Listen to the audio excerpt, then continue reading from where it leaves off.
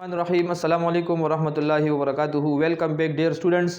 Critical thinking के topic में मेरे ख़्याल से कुछ MCQs हमने सॉल्व किए थे और क्रिटिकल थिंकिंग के हवाले से हमने डिफिनीशन और उसकी जितनी भी एक्सप्लेनेशन मुमकिन थी वो हम डिस्कस कर चुके हैं। आज दोबारा टॉपिक नंबर 3 क्रिटिकल थिंकिंग के हवाले से कुछ और MCQs भी हम सॉल्व करते हैं ताकि कोई भी कन्फ्यूजन कोई भी इशू क्रिटिकल थिंकिंग के टॉपिक में आप लोगों की ना रहे। ठीक है, तो आइए कुछ और MCQs भी हम सॉल्व करते हैं। MCQ नंबर 1, जो प्रीवियस MCQs थे क्रिटिकल थिंकिंग टॉपिक के, वो आप लोग एक नज़र रिपीट कर दे ताकि आप लोगों के जहन में ये टॉपिक दोबारा रिवाइज हो जाए। लेट सपोज 2 डंकीज है, 2 गद्दे। ठीक है, 2 डंकीज आर फाइटिंग। अगर आप लोगों को याद हो क्रिटिकल थिंकिंग के क्वेश्चंस में मैंने क्या बताया था कि आप लोगों ने हाजिर दिमाग रहना है और आप लोगों ने हाजिर जवाब भी रहना है। कोई भी आप लोगों से कोई ऐसा क्वेश्चन पूछे जिसमें लॉजिक होगा तो आप लोगों ने उसी लॉजिक के मुताबिक उसको आंसर देना होगा। ठीक है, तो 2 donkeys are fighting with each other, one with large horns and one with small horns। ठीक है,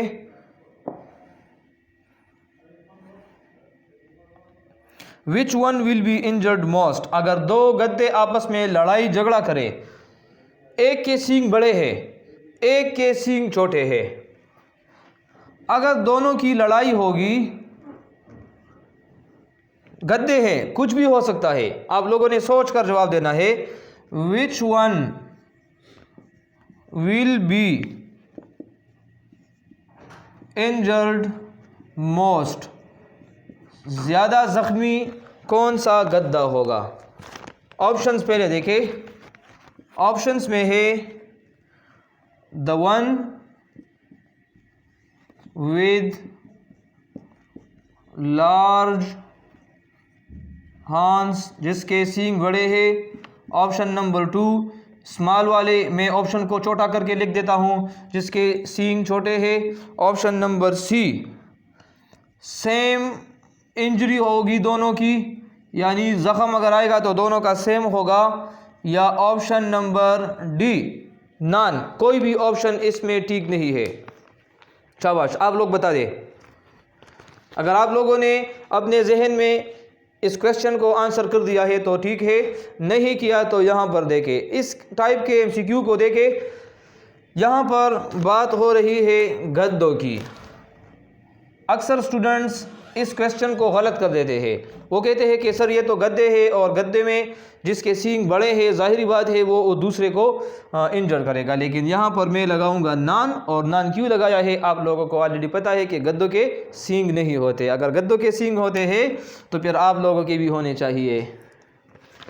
अच्छा, MCQ नंबर 2, बहुत ही मज़ेदार क्वेश्चन है। मेरा एक दोस्त है, वो जब किसी MCQ को लाइक करता है और वो कहता है कि ये कंसेप्चुअल है, तो वो क्या कहता है? वो कहता है कि ये बहुत चटाकदार MCQs है। तो ये भी एक चटाकदार MCQs है। If you write down all the numbers from 1 to 100, सोच कर जवाब देना होगा। From 1 to 100, then how many times do you write 3? शाबाश, आप लोग शुरू हो जाए। अगर आपने 1 से 100 तक 1 2 3 लिखना है, कितनी टाइम्स आप लोग 3 को लिखेंगे?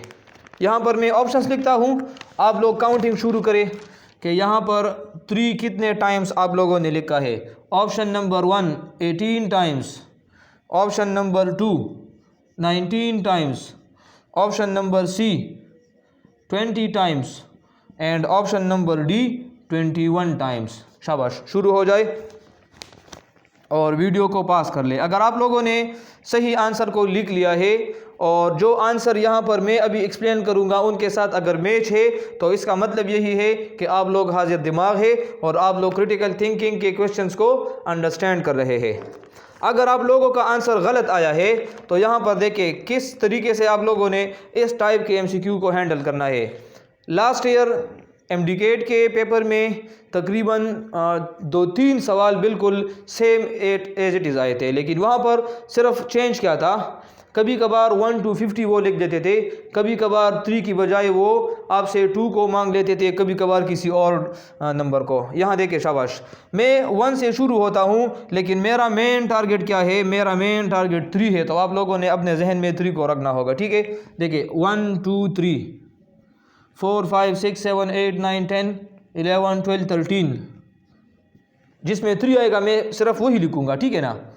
अच्छा, फिर आगे जाए, शाबाश, तो वहाँ पर 23 आ जाएगा, 23 के बाद फिर 30 आ जाएगा, फिर 31 32 33 34 35 36 37 38 39 40 41 42 43, फिर 53, फिर 63 73 83 93 और 93 के बाद अगर मैं लिखूंगा तो उसमें 3 नहीं होगा। अभी आप इसको काउंट करें कि 3 कितने टाइम्स है। शाबाश, 1 2 3 4 5 6 7 8, इसमें लोग गलती करते हैं। यहाँ पर इसको आप लोगों ने 1 अगर काउंट किया तो आप लोग चले गए। ठीक है, 1 2 3 4 5 6 7 8 9 10 11 12 13 14 15 16 17 18 19 20, तो 20 टाइम्स यहाँ पर 3 रिपीट हुआ है, तो option number C is the correct option. ठीक है। अच्छा, इसी टाइप का एक MCQ अभी मैं लिखता हूँ, बिल्कुल इसी तरह आप लोगों ने अभी वो खुद बताना होगा। शाबाश, MCQ अगर मैं लिखूं कि how many times do you right 1, ठीक है, 1 को आप लिखेंगे। अगर आप लोग कहाँ से शुरू होंगे, 1 to 50, 1 से 50 तक लिख के, और उसमें 1 को आप लोग मद्देनज़र रखें कि उसमें 1 कितने टाइम्स होगा। मैं यहाँ पर ऑप्शंस भी आप लोगों के लिए लिख देता हूँ। ठीक है,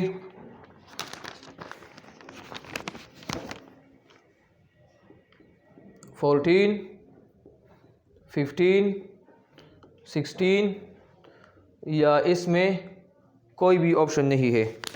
तो चले शुरू करते हैं, बिल्कुल वही सेम मेथड है। 1 से शुरू हो जाए तो 1 2 3 4 5 6 7 8 9 10 11 12 13 14 15 16 17 18 19 20 नहीं लिखेंगे, 21, फिर 31, फिर 41, इतने ही नंबर्स आएंगे जिसमें 1 1 होगा। और इसको अभी आप लोग काउंट करें तो 1 2 3 4 5 6 7 8 9 10 11 12 13 14 15, तो यहाँ पर 15 अवेलेबल है।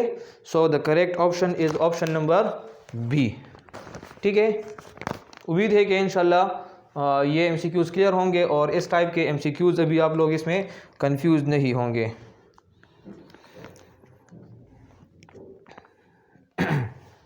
अच्छा, एक और MCQs है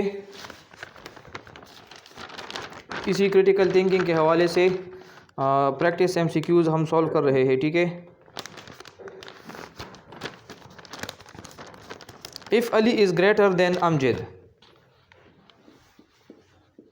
if Ali is greater than Amjad, वही मैप आप लोगों ने बनाना होगा। ठीक है, Amjad is greater than Naveed,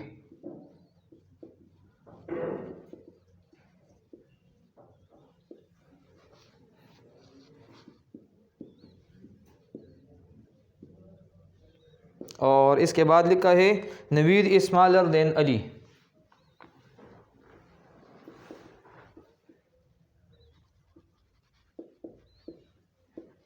अपने लिए अभी से मैं बनाते जाए, शाबाश। If the first two are true then the third one will be. अगर पहले दो सेंटेंसेस, दो स्टेटमेंट्स अगर ठीक है तो तीसरा क्या होगा? ऑप्शंस यहाँ पर क्या क्या है? ऑप्शन नंबर ए तीसरा भी ट्रू होगा, ऑप्शन नंबर बी तीसरा स्टेटमेंट फॉल्स होगा, ऑप्शन नंबर सी ये डेटा अनसर्टन है, इनकम्प्लीट है, हम कुछ नहीं बता सकते, और ऑप्शन नंबर डी नान। ठीक है, तो मैप बनाए, शाबाश। मैप आप लोग कैसे बनाएंगे? If Ali is greater than Amjad, अगर यहाँ पर मैं लिखूँ कि अली ग्रेटर देन है अमजद से, फर्स्ट स्टेटमेंट होगा। या Amjad is greater than Naveed, Amjad greater है नवीद से, तो यहाँ पर मैं इस तरह लिखूँगा Amjad is greater than Naveed, ये यहाँ पर आ जाएगा। फिर लिखा है Naveed is smaller than Ali, Naveed is smaller than Ali. क्या ये बात ठीक है? Naveed is smaller than Ali, हाँ। क्यों? क्योंकि नवीद छोटा है अमजद से, अमजद छोटा है अली से, तो ऑटोमेटिकली नवीद भी छोटा हो गया अली से। तो ये तीसरा स्टेटमेंट ये भी ट्रू है। ठीक है, अच्छा एक और MCQ हम सॉल्व करते हैं। ये MCQ मेरे ख्याल से आप लोगों के लिए थोड़ा सा टफ़ होगा, लेकिन ये टफ़ MCQ मैं इसीलिए लिख रहा हूँ ताकि अगर जहन बंद है आप लोगों का माइंड वो खुल जाए और शार्प हो जाए। ठीक है, arrange the following words as per order in the dictionary. आप लोग डिक्शनरी को ऑलरेडी यूज़ करते हैं, और किस लिए हम यूज़ करते हैं? कोई भी डिफ़िकल्ट वर्ड अगर हो तो वो उसमें हम फाइंड आउट करते हैं कि इसकी मीनिंग क्या है। लेकिन अगर आप लोगों को डिक्शनरी यूज़ करने का तरीका नहीं आता तो आप लोग फिर इस MCQ में कंफ्यूज होंगे।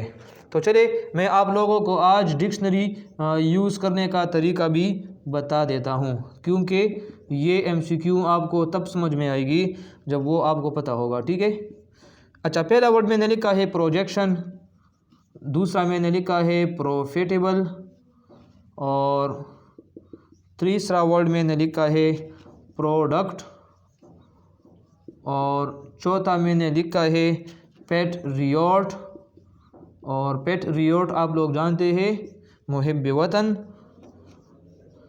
और पांचवा है साइकोटिक। ये 5 अल्फाज मैंने लिखे हैं। अगर मैं डिक्शनरी में इन 5 अल्फाज को सर्च आउट करूँगा, फाइंड करूँगा इसकी मीनिंग को, तो इनकी अरेंजमेंट क्या होगी? डिक्शनरी में सबसे पहला लफ्ज़ मैं कौन सा फाइंड करूँगा?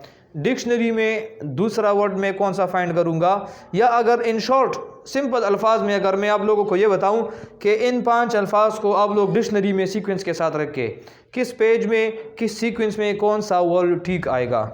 देखिए हर एक वर्ड को मैंने 1 2 3 4 5 का नाम दे दिया है। अभी यहाँ पर जो अवेलेबल ऑप्शंस है उसको आप लोग गौर से देखें। अवेलेबल ऑप्शंस ये है 4 5 3 1 2। इसका मतलब क्या है? इसका मतलब ये है कि जो चौथा वर्ड है वो पहले आएगा डिक्शनरी में, पांचवा उसके बाद आएगा। यहाँ पर जो तीसरा है प्रोडक्ट, ये तीसरी कैटेगरी पर होगा, और फिर ये पहला होगा प्रोजेक्शन, आखिर में हमारे साथ पे प्रॉफिटेबल आएगा। अगर इस सीक्वेंस में मैं डिक्शनरी में रख दूँ तो क्या ये सीक्वेंस ठीक होगा या गलत होगा, ये आपने चेक करना है।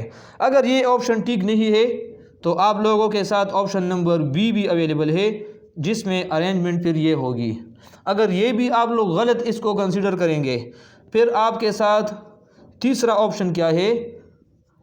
ये है 4 3 1 2 5, और option number D which is the last option वो है 4 3 2 1 एंड 5।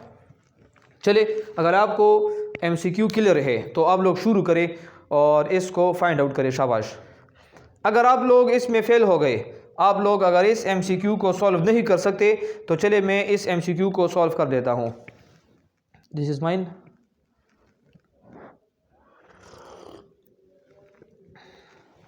देखें, पहली बात तो ये है कि डिक्शनरी में आप लोग कोई भी वर्ड सर्च करेंगे, कैसे करेंगे?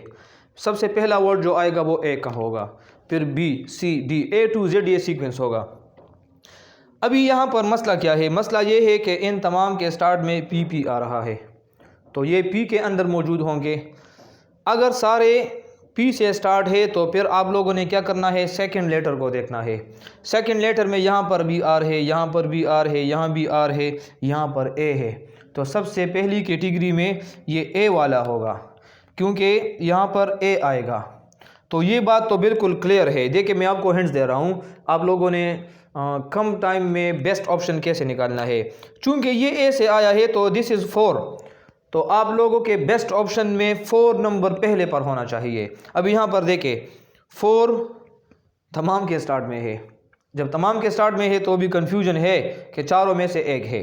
चले ऐसा करें, ये तो हो गया, ठीक है, इसको आप लोग छोड़ दें कि ये ऑप्शन ऑलरेडी हमने इसको ऑप्ट कर लिया है। बाकी को चेक करें। इसमें P के बाद S है, यहाँ P के बाद R है, यहाँ भी R है। अगर पहले दो सेम आते हैं, फिर आप तीसरे को चेक करें। तीसरे में ABC पहले चेक करें। यहाँ पर अभी O आ रहा है, यहाँ भी O आ रहा है, यहाँ भी O आ रहा है, इसको भी छोड़ दे। चौथा देखें, इसमें J आ रहा है, इसमें T आ रहा है, इसमें D आ रहा है। तो ABC में सबसे पहले D ऑप्शन है, तो मतलब ये है कि सेकंड ऑप्शन पर ये वाला लेटर होगा। तो दिस इज़ 3, तो 4 के बाद 3 आना चाहिए। अभी यहाँ पर देखिए 4 के बाद 3, ये तो ऑलरेडी गलत हो गया, ये ऑप्शन हमारा नहीं हो सकता। 4 के बाद 3, यहाँ पर 4 के बाद 5 है, ये ऑप्शन भी गलत हो गया। 4 के बाद 3 या तो ये होगा, 4 के बाद 3 या तो ये होगा। अभी देखिए सवाल थोड़ा आसान हो रहा है, या तो ऑप्शन सी होगा या ऑप्शन नंबर डी होगा। उसको मज़ीद चेक करने के लिए आप लोग क्या करें, बाकी अल्फाज को भी चेक करें। शाबाश। यहाँ पर एस के बाद वाई है, मतलब P के बाद S आ रहा है, यहाँ पर P के बाद R आ रहा है। ये तो ऑलरेडी हमने ऑप्ट कर लिया है। इन 3 को और इसको चेक कर ले कि P के बाद A वाला तो ऑलरेडी आ गया। P के बाद अभी ABC में ये चेक करे पहले R आता है या पहले S आता है। MNOPQRS, R पहले आता है तो ये 3 PR ये पहले आएंगे, PS सबसे आखिरी में आएगा। ये 5वां है तो 5वां आखिरी में आएगा। तो ऑप्शंस में देखे 5 जिसके आखिर में होगा, तो 5 यहाँ पर भी आखिर में है, 5 यहाँ पर भी आखिर में है। तो यहाँ पर इन दोनों ऑप्शंस में एक ऑप्शन है, लेकिन उसको चेक करने के लिए यहाँ पर आप लोग D के बाद फिर चेक कर ले। D के बाद यहाँ पर U है, यहाँ पर I है, यहाँ पर E है। तो मतलब ये है कि जहाँ पर 4th में J और T, अगर इसको हम चेक करें तो T सबसे पहले में आता है, तो दूसरा जो है ये 3rd लेटर हमारा होना चाहिए। तो यहाँ पर तीसरे में ये 2 आना चाहिए। तो यहाँ पर option number D is the correct option. ठीक है, आप लोग तसल्ली के साथ आराम के साथ वीडियो को पास कर ले, ख़ुद भी सोचे कि सर ने ये ऑप्शन नंबर D अगर करेक्ट लगाया है तो ये क्यों लगाया है। मैंने एक्सप्लेन भी कर दिया है कि यहाँ पर डिक्शनरी के सीक्वेंस में सबसे पहले ये आना चाहिए, तो यहाँ पर मैंने पहले लिखा है 4, फिर इसके बाद मैंने लिखा है तीसरा आना चाहिए, तो यहाँ पर ये प्रोडक्ट, फिर इसके बाद मैंने लिखा है 2 यानी प्रॉफिटेबल, फिर हम लिखेंगे। तो इस तमाम सीक्वेंस को अगर हम लिख ले तो ये डिक्शनरी का सीक्वेंस हो जाएगा। ठीक है, तो ये हो गए 5 MCQs। ठीक है, कुछ और भी MCQs है वो भी सॉल्व करते हैं, ताकि फिर नेक्स्ट लेक्चर में हम नेक्स्ट टॉपिक को शुरू कर ले। अच्छा, ये 5 MCQ हो गए। ठीक है, एक और MCQ भी हम ट्राई करते हैं। Let suppose there are 20 peoples, shake hands to each other. Statement को आप लोग गौर से देखें। How many hand shake will be there by one person. मैं क्वेश्चन को समझा भी दूंगा। पहले आप लोग ऑप्शंस की तरफ देखें। Option A 19, option B 20, option C 21, option D none. 20 बंदे हैं और 20 बंदों ने एक दूसरे के साथ हैंड शेक किए हैं।